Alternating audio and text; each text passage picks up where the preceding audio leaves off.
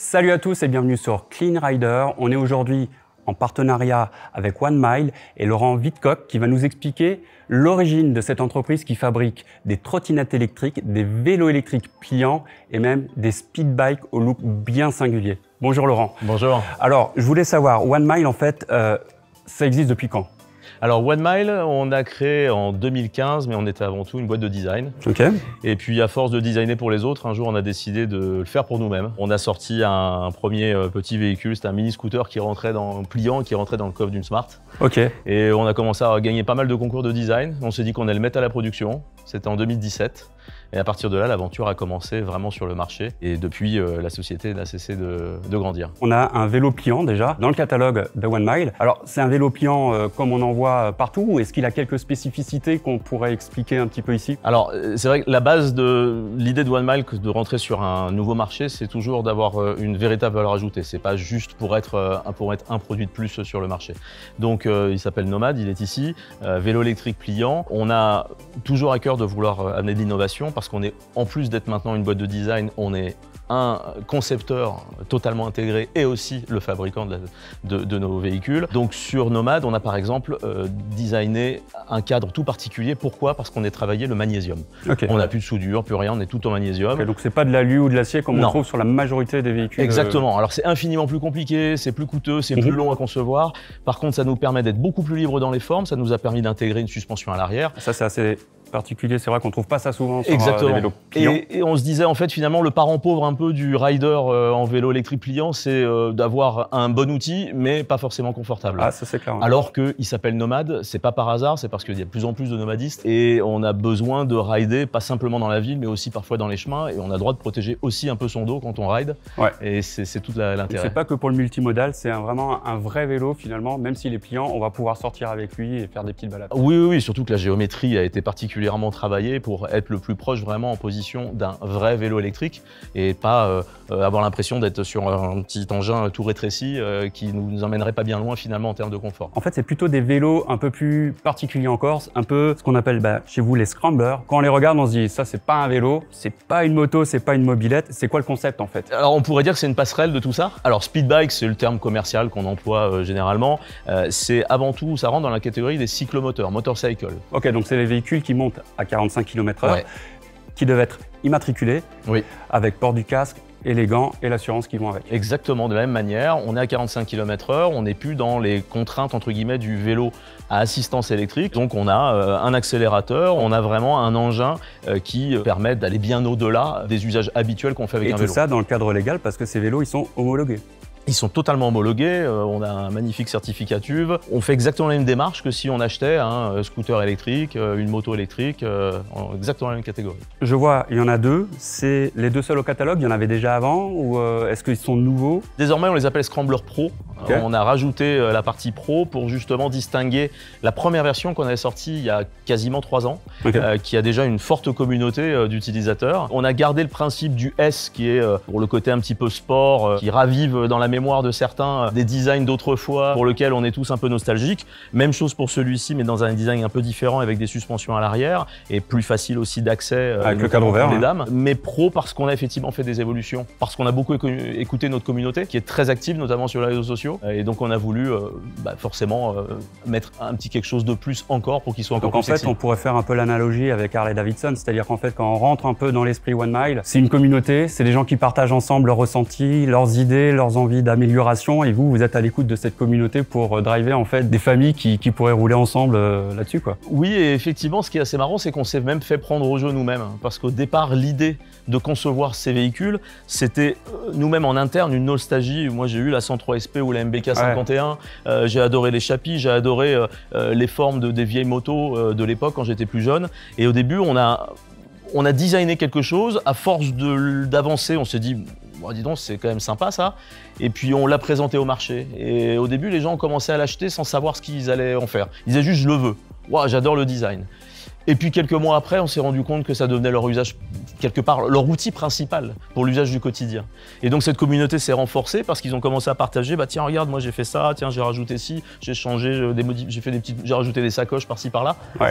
Et de là, une communauté s'est activée et évidemment a commencé aussi à nous demander si on pouvait améliorer certaines choses. Et donc d'un point de vue design, alors on l'a vu, clairement ça ressemble pas aux autres vélos ni aux autres speed bikes qu'on peut trouver dans le commerce. Alors du coup, c'est vous qui faites ce design en interne ou est-ce que c'est pris sur catalogue quand même chez des partenaires? Non, alors c'est bien une vraie particularité de One Mile, c'est que, je l'ai dit précédemment, on est designer, mais on est aussi du coup, par la force des choses, devenu concepteur lorsqu'on a voulu faire par nous-mêmes. Donc on a embauché des gens en interne, et puis après, on s'est mis à produire. Et donc maintenant, on a aussi notre usine, depuis maintenant bien quasiment 5 ans, tout intégré. Donc on est une équipe tout intégrée, à la culture très multiple, très internationale, où on s'autorise une forme de, une très grande liberté de design, que ce soit dans l'apparence comme dans le design de la conception, ce qui ne se voit pas, mais qui permet de faire peut-être la différence à l'usage, mais avec, et ça c'est très important, avec une véritable rigueur et un cahier des charges à l'européenne. Okay. Parce qu'on ne peut pas lancer un produit tout beau, s'il est mal fichu, sur le marché européen, ça ne marchera pas. Et ça c'est bien, je pense, notre force aujourd'hui, et ça c'est unique, et c'est d'autant plus unique lorsqu'on fait ça à la fois dans le vélo, mais aussi dans le monde de la trottinette. Oui, encore plus peut-être. Là, je pense que dans le monde, on est vraiment très peu nombreux à pouvoir dire ça. Et du coup, cette liberté, un peu, c'est aussi que vous allez la retrouver aussi dans le choix des composants, j'imagine, et des spécificités techniques de ces vélos. Alors, qu'est-ce qu'on pourrait dire au niveau du moteur, au niveau des freins? On trouve quoi dans ces vélos? On a sur ces véhicules la version Pro maintenant. Donc on a d'abord travaillé sur la batterie parce que comme l'usage évoluait toujours plus et que les usagers voulaient toujours plus, en faire plus avec, on était un petit peu limite avec la puissance de la batterie à l'origine. Donc maintenant on est sur une batterie de 19 ampères en 52 volts. Bref, on a 1000 Wh de capacité de batterie. Donc on peut faire vraiment de très longs rides. On n'a plus aucun souci là-dessus en termes d'usage. On a changé des pneus parce qu'il fallait un moment faire le choix. Je fais de la route, je fais du chemin. Ah, c'est pas les bons pneus, crampons, Pureville. On est allé trouver des pneus qui sont vraiment mixtes et qui va vraiment rendre service pour tout type d'utilisation. Le moteur a été changé. On aura encore un peu plus de couple qu'avant. On est sur 850 watts. Et puis on a rajouté, fort utile, les clignotants qu'on n'avait pas sur la première version. Tout le reste finalement est resté parce qu'on ne nous demandait pas de changer grand chose. On demandait juste des petites évolutions. D'accord, donc on conserve ce gros phare type vieille moto, on conserve des poignées un peu ergonomiques.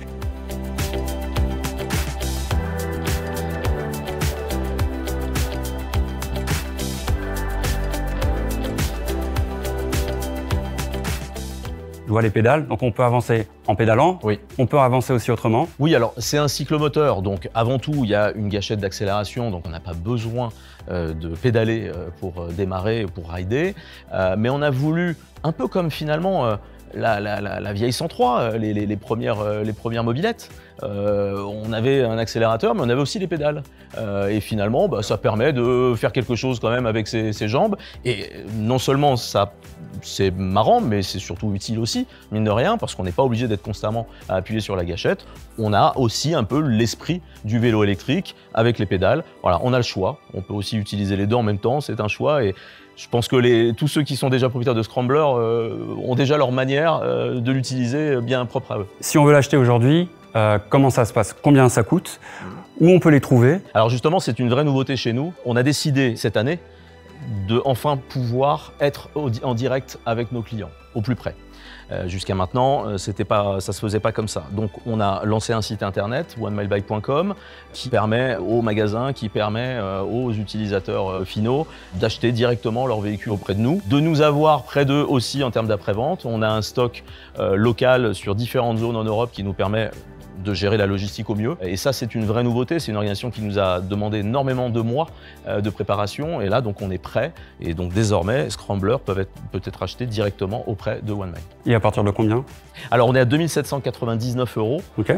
TTC. Je crois qu'il n'y a pas besoin d'expliquer beaucoup mieux là-dessus. En général, on ne parle pas trop prix sur ce genre de véhicule parce que... c'est un véhicule plaisir avant tout, quelque part. Oui, et puis ça satisfait tellement de besoins d'usage à ce prix-là que, effectivement, en général, tout le monde est bien heureux par rapport à ça. Ok. Et je pense que vous n'allez pas vous arrêter là. Je pense qu'il doit y avoir d'autres projets aussi dans les cartons, toujours. Donc, est-ce qu'on peut déjà savoir qu'est-ce qui va arriver par la suite? On a plein de projets comme on a toujours eu. Évidemment, on les sort pas tous parce qu'on part toujours d'une page blanche avec où au début on s'amuse un peu et puis à un moment ça devient sérieux.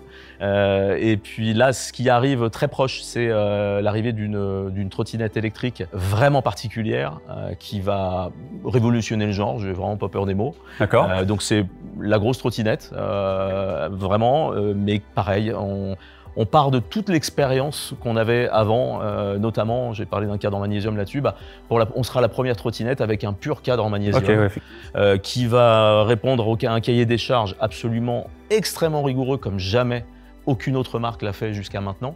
Et puis avec un design, c'est la liberté justement du magnésium et d'être son propre designer et concepteur avec un design qui est quand même assez original et bien léché. Ça fait envie? Ça arriverait à peu près quand ça? Ça va arriver normalement pour fin septembre, mais bon, on va certainement lancer des précommandes juste à la fin de l'été. Ok, donc et ça va, je pense que ça va faire un peu de bruit et on est bien content de redonner un petit coup de boost aussi au marché de la trottinette, apporter un peu de nouveauté, mais une nouveauté crédible. Encore une fois, on n'est pas là pour mettre un produit de plus sur le marché. Si on revient sur le marché avec quelque chose de nouveau, c'est vraiment que c'est très nouveau, c'est qu'il y a de l'innovation. Ok, tout ça c'est super. Merci Laurent de nous avoir reçus dans ce chouette cadre viticole de Rivière en Alsace. On espère que cette vidéo vous a plu. N'hésitez pas à commenter, on tâchera de répondre à toutes vos questions. N'oubliez pas de vous abonner à la chaîne, d'activer les alertes et à très bientôt sur Clean Rider.